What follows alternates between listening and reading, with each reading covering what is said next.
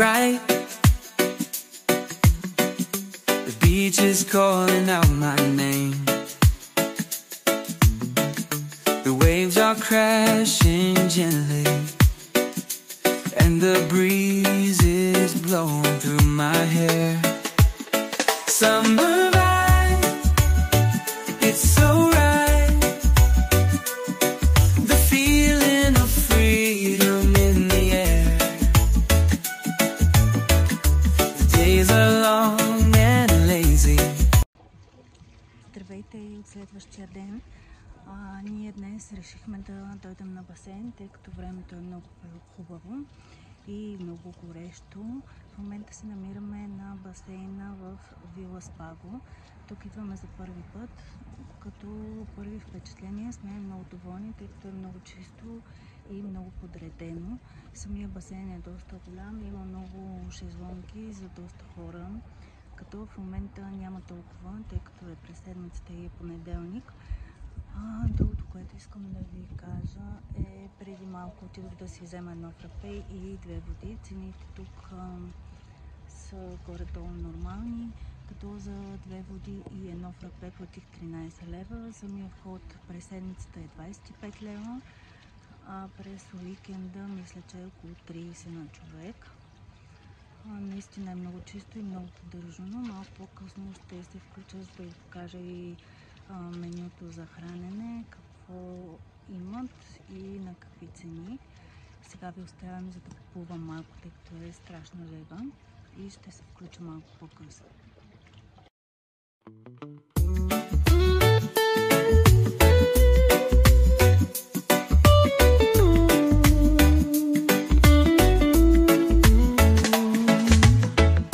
The sun is shining bright. The beach is calling out my name. The waves are crashing gently, and the breeze is blowing through my hair. Summer vibe, it's so right. The feeling of freedom in the air. The days are long and... Здравейте, ние току-що се прибрахме в басейна. Днес за първи път ходихме на този басейн, който се намира близо до Бистрица. Казва се Вила Спаго. И искаме да изразим нашето мнение за самия басейн и как се изкарахме през деня. Та ще започна от там. Басейна беше много чист, много поддържан. Самите шезлонги също бяха много подредени, много чисти. За всеки два шезлонга си имаше чадър, нямаше липса на чадъри, което беше супер за самия басейн, тъй като той е огромен. Цените що годе са нормални. В началото за две минерални води и едно фрапе платихме 13 лева, като после решихме да обядваме в ресторанта, но преди това ти кажи какво да кажа. за коментарите, които беше прочел за самата храна. Бяха написали за самия хотел, за самия басейн, че били под всякаква критика, много народ, скачали, деца. В ресторанта храната отвратителна, недоволни. Няколко коментара, нищо подобно. Аз бях малко скептична в началото, след като прочетох всичките тези отзиви, но решихме, така или иначе вече бяхме окътняли, решихме да обядваме и се качихме горе в ресторанта.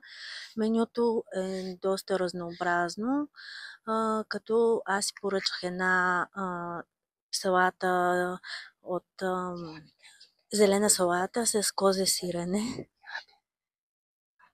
и едни пържени картофи с сирене. Велизар, който ще ви покажем сега, вижте го. Кайче? Това е кайчо. Велизар си поръча две кюфтенца, или всъщност 3 бяха в порция. Телешки кюфтенца страхотни, препоръчвам. Кюфтенца с пържени картофки, невероятни, домашни. Да, наистина бяха вкусни, поне той така каза, тъй като аз не ги опитах, че напоследък нещо избягвам да хапвам месо, тъй като ми става лошо. Пържените картофи бяха супер с сирене и не бяха, най-хубавото, че не бяха бланширани, а бяха просто си пържени картофи нарязани с много хубаво сирене. Салатата беше добре вкусена и неговата храна също много му хареса.